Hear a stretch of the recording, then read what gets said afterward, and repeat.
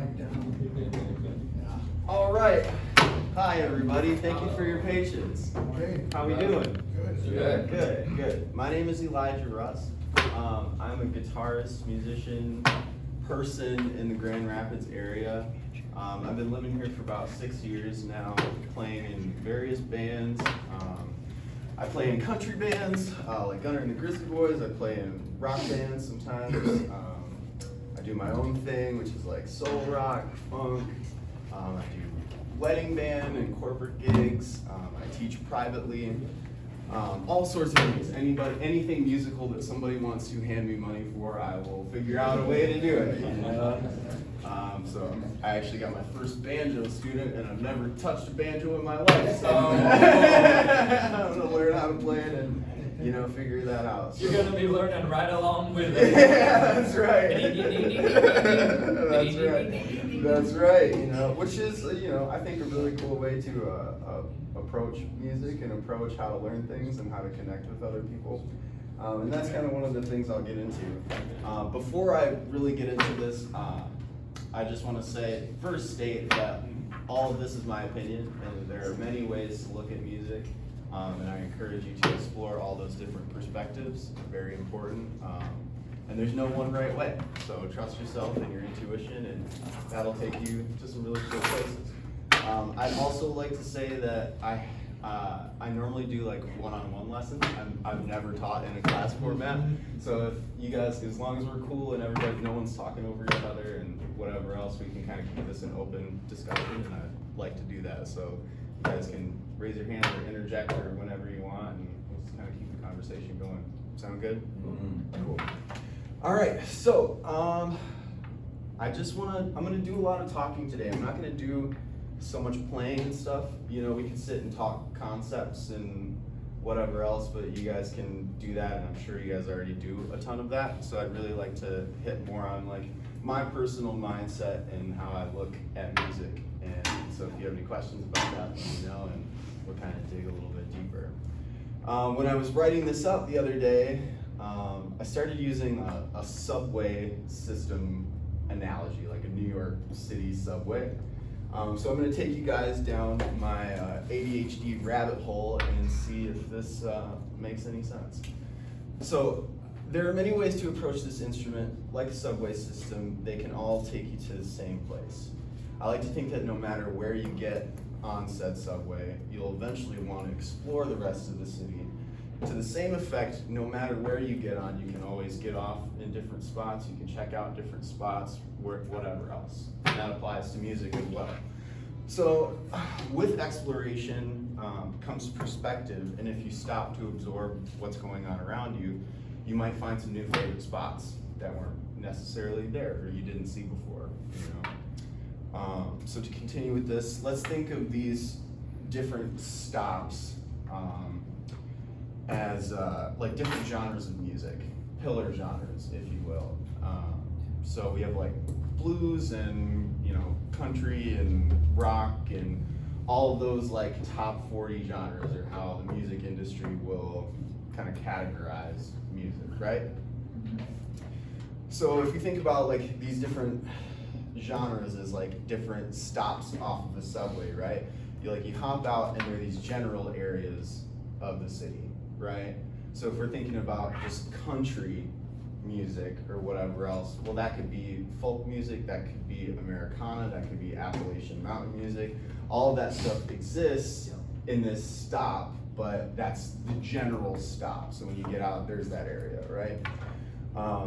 So we tend to categorize music like that because the industry does that, and in turn, we as musicians tend to categorize ourselves in that way. So you'll hear people describe themselves as like, well, I'm a blues guitar player, or I'm a country artist, or I'm a classical guitar player, I do rock bands or whatever else, and it kind of becomes like a niche thing. And I know for myself, getting into the beginning of playing, it was like almost like having to decide what kind of player you wanted to be as like a main thing, and then you kind of explore different things outside of that.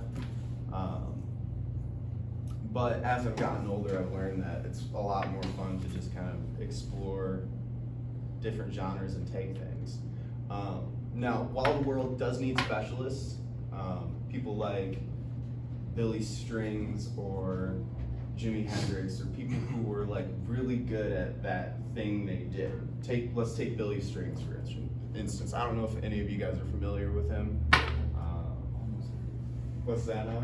I said the name sounds familiar, but I can't throw a picture. Check him out. He's a Michigan boy doing bluegrass music, and he's like at the top of his game right now. He was on Rolling Stone last year. He's doing a lot of cool stuff, and he's probably one of the best players in that genre. Now, you won't hear him put out any music outside of that genre, but he is pushing that genre forward, right? And I think that that's really important to have those people that do that kind of thing, right? We want to see rock guitar playing progress to new levels that we've never seen before, right? So it's really cool to be kind of involved in just one style of music, but I think it's also really cool to kind of connect with different cultures. You know, like going out to the mountains or whatever and hearing some of the local music, or going to Ireland and hearing Irish music and kind of absorbing some of that culture that's going on too. Forgive me, I'm like hella nervous right now, so I'm kind of gonna ramble a little bit. Let's see. Anyways, yeah, there's just something really cool, I think, and this is how I approach playing. It's just going into different genres and observing, and just like stealing things from those genres and integrating them into your playing. And honestly, like a lot of great artists, visual artists, musicians, anybody that's like created anything will tell you that their set of skills is acquired from other people, you know, things that have already existed in the world. And then we just take it in and spit it back out. And what we spit back out might be new to other people around us, you know? We can kind of look at those things and be like, well, I took that from this, and I took that from this and this and that, or whatever else. But to somebody else who may not be inside your brain, they're gonna see that as like a new thing. And I think that's really cool too. So I really want to encourage people, I guess, going forward to maybe listen to some music that you don't necessarily listen to on a regular basis, and try to find some things in it that relate to what you do like.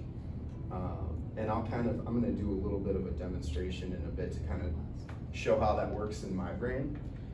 But anyhow, let's continue with this pillar genre subway thing, right?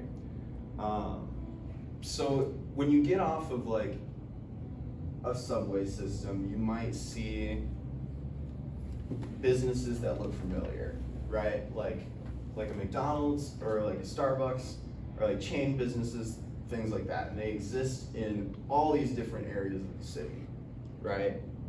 So if you want to think about these businesses as like licks and common chord progressions and things like that, I feel like that can be a really cool way to think. So I guess what I'm trying to say is like, you have your pentatonic scales, right? If you guys should be familiar with that. If you're here, I'm sure you've heard a little bit about it. You have the cage system, you have common chord progressions like the 1-4-5 and things like that. And those exist in like all kinds of music, no matter what you're playing. It's just kind of catered differently to how you play the rhythm, how you approach it, and the cultural decorations within that music, you know. But at the root of it, it's kind of all the same stuff, you know. There's 7 notes in every common scale and 12 notes in music in general, right? And you can use all of those notes at any time if you know how to resolve it. So keep that in mind too, that work outside the box, you know. But what's cool about this stuff is that there's that level of consistency and it's homey. And if you like are looking for it and listening for it, you're gonna hear it and be like, oh, that's that progression that I know or have known since I was a child. These are these licks that I've heard a billion times just in a different context, you know? So yeah, with that being said, I'm gonna do a little bit of a demonstration and kind of talk a little bit more, right? So I'm gonna take 1-4-5 progression. Get that. What is a 1-4-5? Okay, so a 1-4-5 is a really common chord. Thank you for asking that. It's a really common chord progression, and I'll play it for you so you can hear it. Okay. But you basically take, so you have 7 notes in a scale, right? And you can assign a number to each degree of that scale, Okay. and make a chord out of it. Right. So the 1 would be the first chord in the scale. So And say like you're in a key of C, right? if you're in the key of C, yep, No sharps, no flats, right? right? Okay. Then the 1 would be C, Right, right? okay, 2 is gonna be D okay, minor, 3 is gonna be E minor, 4 is gonna be F, right? alright. And then the 5 is gonna be G. So the 1 is a major, Yep, and the 2 and the 3 are minor, yep, and the 4 is, major, and then, okay, now you're. 5 is major, 5 is major, which is what, the G, yep. okay, And then 6 is gonna be minor, uh-huh, it's an A minor. alright. And 7 is gonna be diminished. Diminished, what is a diminished? Okay, alright, Yep, so a diminished chord is a flat, it's kind of like a minor chord with a flat 5. got it. And this is stuff like, so take notes on all this stuff. I'm gonna kind of be talking about this, but this is information that you want to explore. So 1-4-5, the key of C would be C is the 1. Yep, F is the 4. Yes. And G is the 5. correct. Okay, got it. Yep, Alright. and you can move that formula around to different keys. Okay, that You makes can sense. switch it to minor if you want. You can do that in parallel, Okay, which would be C minor, F minor, and G minor. okay, Instead of that, to make a minor 1-4-5. alright. So if you are looking for things that you might not know or need to kind of go over, the cage system. What's the gauge system? So I don't want to like go too far into that, but I'll go a little bit into it. So you have your open chords, right? Right. C, A, G, E, and D. It's taking those chords, the shapes of them, Right. and moving them up the fretboard, right? Okay, Into bar chords essentially. got Yep. So C, you got your A, your G shape, your E shape, and then your D shape. it. So they spell the word cage. Yep. Where you're Yep. taking those shapes and then you're putting your first finger across as a bar and then making those same chords. Yeah. Yep. So it gives you access to more of the fretboard.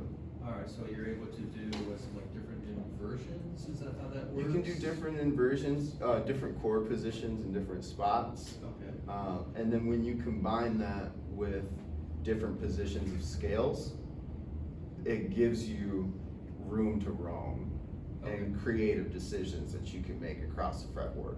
So you'll know a C in like 5 different places oh, that's cool. instead of just the one, you know, or 2 different spots. So you can take a C chord. Yeah. And then, so that'd be the C shape, Mhm. and then when you, the next letter would be an A, so there's an A-shaped C chord, where we are the 3rd fret, and then you make an A with the rest of your fingers. Yes. And then you go up to the G chord, so you make a G chord shape, so I think you would be barred in the 5th fret, and then making a G shape with the other fingers. Yep. And then there's an E-shaped G chord that's gonna be, help me out here, where's that? That's on the 7th fret? 8th fret. And 8th fret, okay. Yep. And then the D-shaped E chord, or C chord is gonna be, what is it, the 10th fret? Okay, that just kinda helps wrap my head around. Yeah, for sure. No, Alright. I'm glad you asked. I'm glad we worked through that. Yeah, some people may not know the cage system. Yeah, for sure. Or what 1-4-5 is, I don't know what everyone's level is here. 100%. And yeah. I would encourage everybody to know those things. Okay. You know, just really internalize that stuff. Alright, Your pentatonic scales, your major scale, Okay. shapes, minor scale, shapes, harmonic minor, all that stuff is really good, and it's gonna open up the fretboard for you. They use those different scales use slightly different notes, and you can borrow them from each other while you're going along.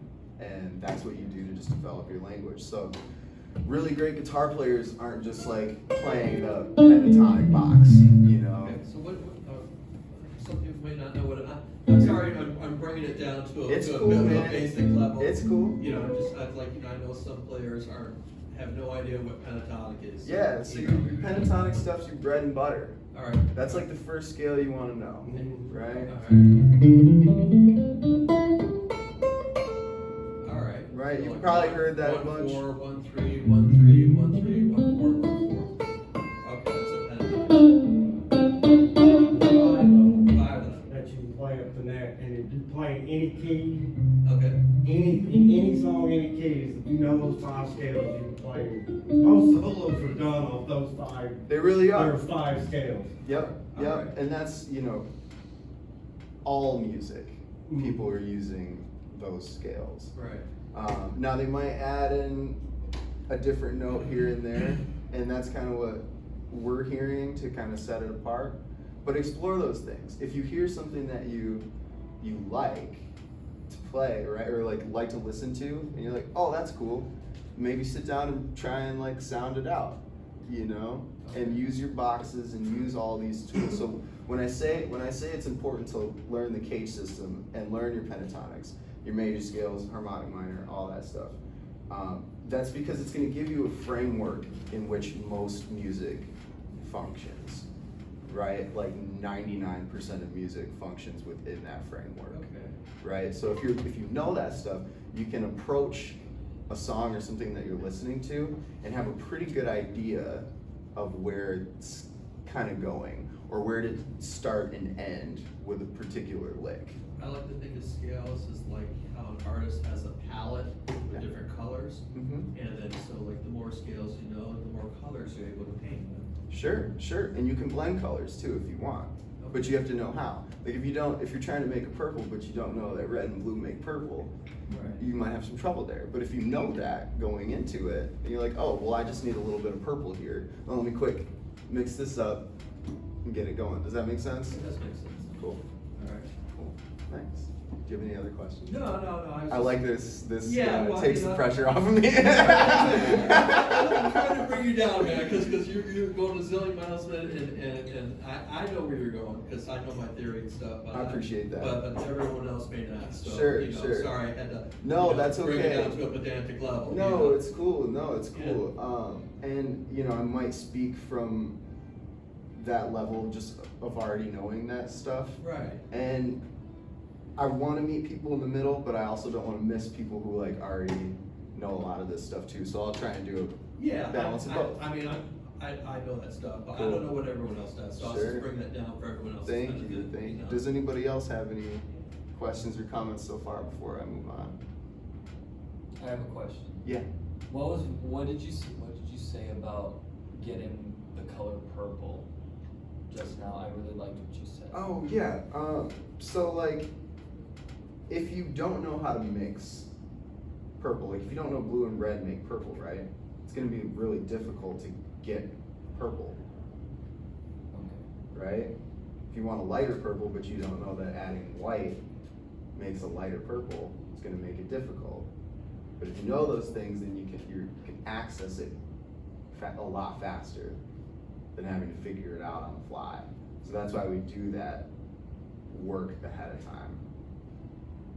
Is that along the lines? Yeah. Basically, if you put in the groundwork for the scales and stuff like that, then it gives you a lot more choices and colors to work with. Mhm. And so it's you know, practicing the scales actually helps me access the music that's in my brain, and I'm able to put that what's in my brain into my fingers because I already know the scales by rote. Right. And the same thing goes with, you know, popular licks and things that are out there. If you hear this little ditty that some guy did and then you hear it in somebody else's song, you're like, okay, there's something common going on between these two licks. This is a popular thing that now 2 different guitar players are using and I'm recognizing in this music. You know, so it might be worth taking some time to also learn those things for yourself so you can just spit that back out, you know.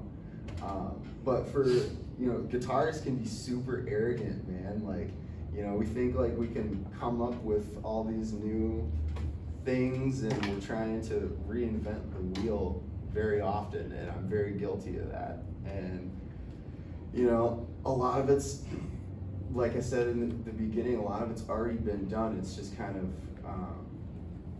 regurgitating it. Take what you like from music that you like and you grow up with, and learn it like the back of your hand so you can spit it back out in any context that you want to. Does that make sense? Okay, cool. So I'm gonna do a little demonstration real quick, and kind of talk about, I'm gonna take a 1-4-5 progression, and I'm gonna play it in some different styles, and just kind of see how it goes. So I'm gonna start with just like blues. Let's do a 1-4-5 in C. I might switch, I'll do a lot of looping stuff. I might switch between major and minor. Okay. And I'll let you guys know when I'm doing that. So I'm gonna start with major.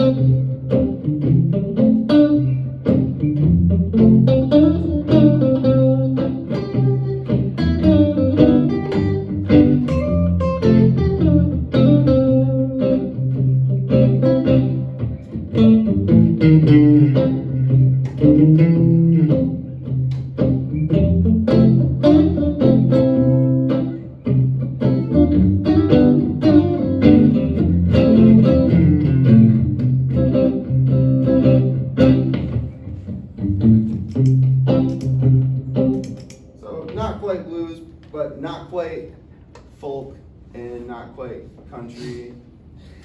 You know what I mean? So it's like, Hit the gray area. yeah, and the gray area is like where I like to be a lot, Let's try something a little bit more country.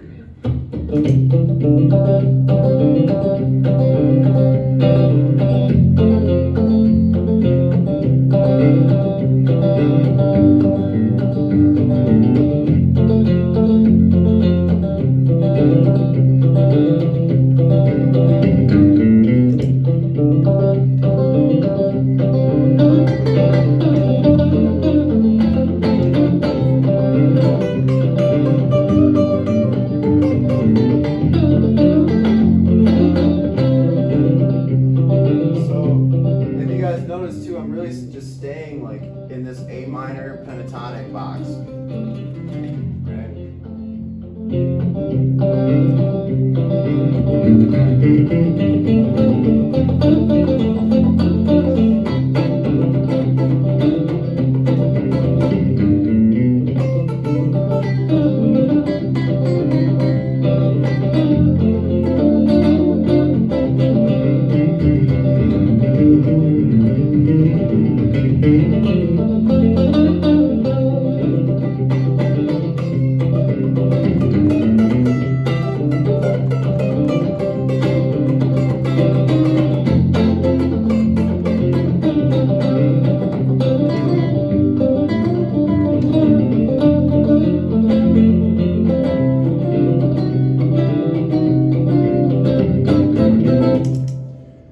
Right. So I got a question. Yeah. So when you're playing a chord progression, right, the chords are changing, and you play very well, by the way. Thank you. Very, very good player. Thanks. So are you thinking about like the chords that are happening and the note choices that you can make? Because Yeah.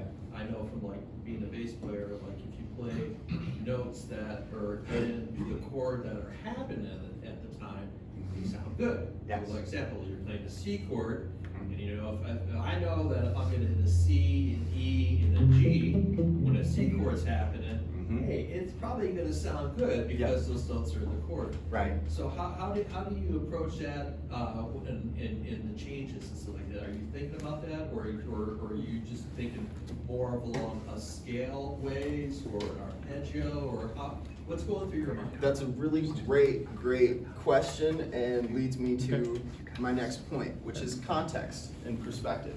Context is everything with guitar playing, right? Like, you're not gonna get up on stage and just like play a solo by yourself. Right? You're gonna need backing going on. Like, you want a band, and a good band, rhythm section. And if you don't have a good band, a looper will do just fine, because you can depend on yourself for that thing. You should be able to. So what's happening underneath your playing is critical. That's gonna define what you're able to do, right? There's a lot of things that you can do over one chord, right? Right. But that's limited to that chord, like you said. You know, you wanna work within that framework. You can't be playing stuff that's in C sharp over C. Right. It's gonna sound terrible. So you have a box that you can kind of work within. And we stretch that out, we learn different things to kind of stretch that out, but at the end of the day, it's limited nonetheless, right? So when I'm approaching a progression like that, or anything really, like, you do wanna have a sense of where it's going, you know? Because those are gonna be your landing points. So the whole time, the chord progression is going on in your head. Yeah. Like, I'm in the 1, I'm going to the 4, and I know that certain scales are gonna work over like the 4 chord better than just over the 1 chord. Mhm. And then when I hit the 5, which has that dominant 7, then I wanna make sure I hit some of these money notes that are gonna sound good, or certain licks that are gonna work on that. Yep. Okay. And the best thing to do is spend time with different progressions and just really intimately get to know what you can do within that framework. It's all different frameworks. So you might hear something like, we did the 1-4-5, right? And we have things like 2-5-1s. So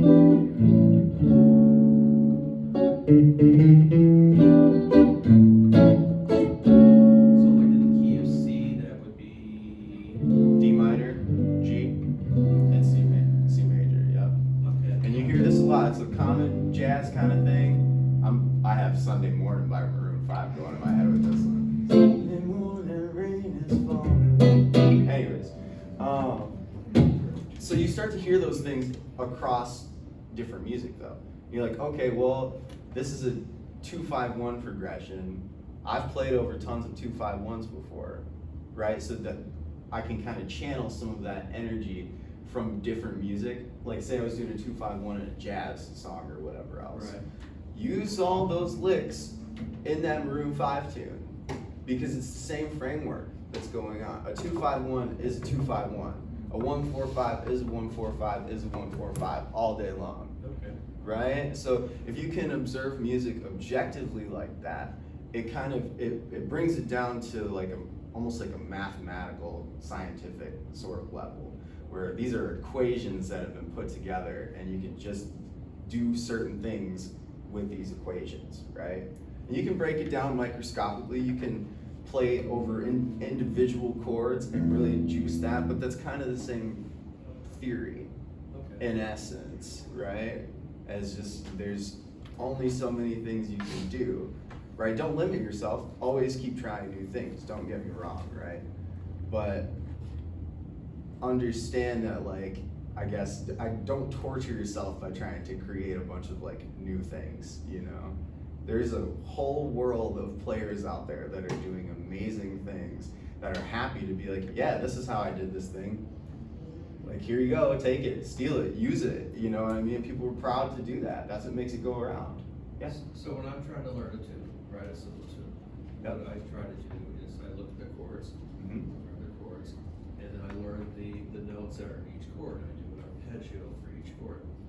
And then I also learn a scale which goes for each of those chords, right? Right. I figure out like what scales I'm gonna use. I'm gonna choose from my palette the different scales that are gonna work, whether it be a pentatonic blues or harmonic minor or Dorian or whatever's happening at that time. Right. And then, so I learned the melody, I learned the arpeggio, and I learned the scales.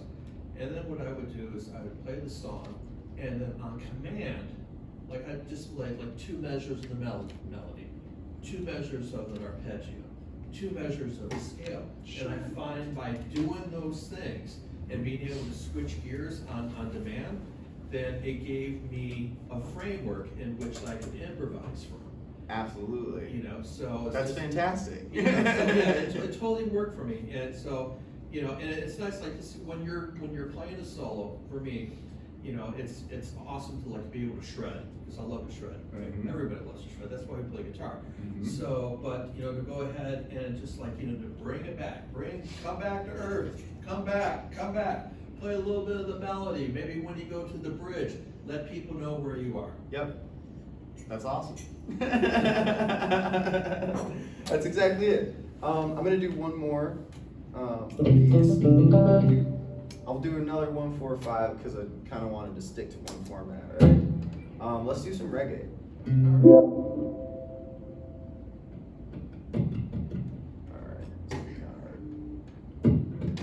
All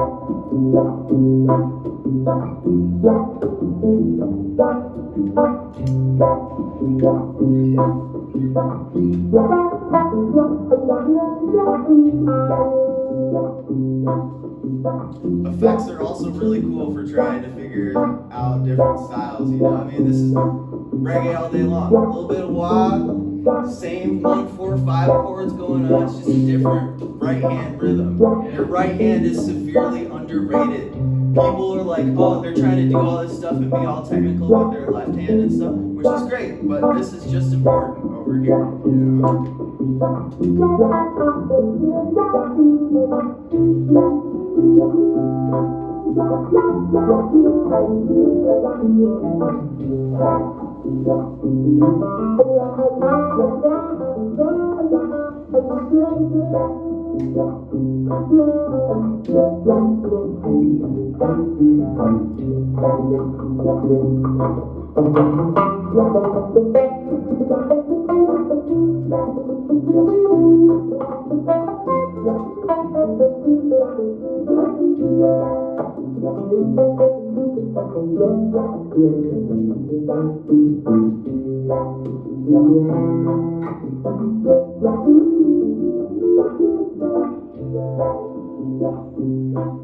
That's cool. See what I mean? I like those voices you did at the end. That's very Thanks. Yeah, doing that's another just like fun random tip. If you're doing solos and stuff, do more than one note at a time. Figure out where your little chords and stuff are. And triads, what you were referring to earlier, is another cool way to approach lead playing. You Those know? chromatic steps, you go. Yeah, Like, yeah. Like, yeah, those notes not in the scale, but like. Yep. We were talking in class earlier, like the first thing you hear is the highest note, and anytime there's chromatic movement, Mhm. your ears just pull to it, whether They it's do. up or down. Yup, and it's all in that resolution too, you know? And you nailed it, yeah. You can use all 12 notes. Pretty much, I wouldn't say at any time, that would be the wrong way to say that, but in any context, you can. You just want to be able to navigate that correctly, right? So let me see if I can figure out how to demonstrate that over this.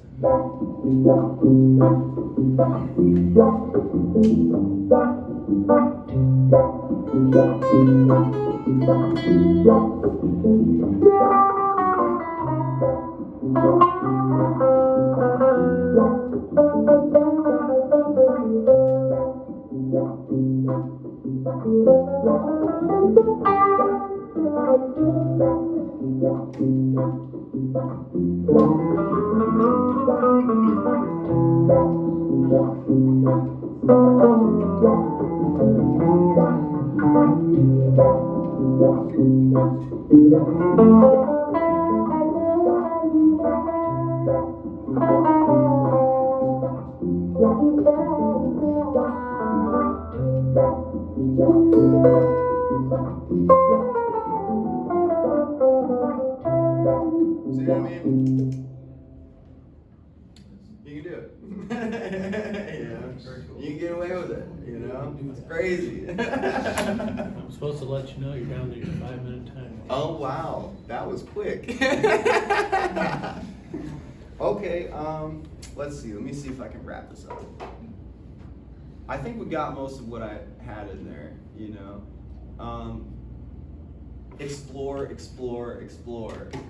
Yes. I was listening to NPR and they were interviewing this guy who played violin from Iceland, and he was playing with a tabla player from India, and NPR said, so how did you get into all this world music? And the guy said, hey, when maybe you were a kid, it was world music. With the advent of the internet, like I can sit in my room and listen to music from anywhere. So like I grew up listening to tabla. I grew up listening to all this stuff. So it's like for me, it's just me playing violin with a tabla player. It's not me combining Irish music with Indian music. So I just thought that was so interesting, like in today's world, how like even me as a kid growing up, like I discovered all this stuff that now like you just put on Pandora or Spotify, and all of a sudden some band that's got like African drums with, you know, a sitar, and someone playing didgeridoo, and someone playing French horn. Yeah. And you're just like, so it's really interesting like how accessible this diversity is, and that sometimes maybe we forget that it's diverse because it's so accessible now too. So when you say like, you know, like hearing that diversity, like that's when I go into the library and get like the 1950s like ethnomusicology recordings of like the tribes of like this Asian culture. Right. And all of a sudden you hear stuff like, like okay, like that's not in pop music, but that's how like all of a sudden I hear now stuff like, and use those tools. But it is interesting how separate music was until recording became available. And then as soon as, you know, like Ginger Baker from Cream heard all this African drumming, he's like, shit, I'm gonna do that. You know? Well, it's aren't we like amazingly blessed to have so much access to so much music? Like you can, and this is what I mean by go out and steal stuff. There's just so much of it out there, you know, and that's what makes the world go round. And anybody who's like really doing this will tell you the same thing. Is just go and collect all your information, you know, and make it a part of your language. Just remember to turn your Bluetooth speaker off and start playing too. Right. You get lost in the world of gaining information. Yeah. Does anybody else have any questions? Yeah, I have a question. So Yes, if you sir. can merge all this interesting music, Yeah. and you want to make music as a livelihood, Sure. how do you sell it? Spotify doesn't pay you anything at all. No, they don't. Is there anything out there that helps musicians now? Hitting the pavement, selling tickets to shows. Along those same lines, a couple years ago, Nita Strauss was at Guitar Center. Nice. She said, if no matter what they want you to do, if they call you as a guitarist for a gig, you say yes. Just like with your, That's right. With your banjo guy, Yep. if they want you to do it, you say yes. And then after that, you figure it out. That's right. Yep. And so, like when I was in college, I was playing in like classic rock bands, and I was playing in country bands. And I was just saying yes to everything, because you're gonna learn. You're gonna learn stuff, regardless, no matter what situation you're going into. So You has know? there been that time where you were in that situation where you said, yeah, I'll try that, and then you were with her like, that guy doesn't know what he's doing. No, because and I'll say that confidently because I did my homework going into these situations. Like this country band that I talk about is Gunner and the Grizzly Boys, and when I went on my first tour with them, I charted out all of their songs, like into sheet music, lick by lick, all the solos, note for note, and showed up with a book, you know. And they were like, "All right," you know. And I went up and like did the thing. So if you can fool people, that's half the battle. Is learning. Like I only learned enough about different genres to paint the picture that, you know, to communicate the musical idea, right? That this is a funk lick or whatever, you know, enough for people to recognize, because most people are not you or I who are doing this. Most people are just listening, and if you just give them a hint of familiarity, they're gonna internalize that, and you passed. You know what I mean? So that's a huge, I think there's a lot to be said about that. That's awesome, You know? Russ. Thank you. Yeah, so just take little bits of everything, you know, enough to fool people. And go, that's the best advice I can. This whole thing is deceit. They'll think you're a genius though too. Like, I never Yeah. would have thought of doing that. It's like, if you don't listen to this music, then I listen to that. Right. And in turn, that just grows your language. So with that, I will leave you all. Thank you guys so much.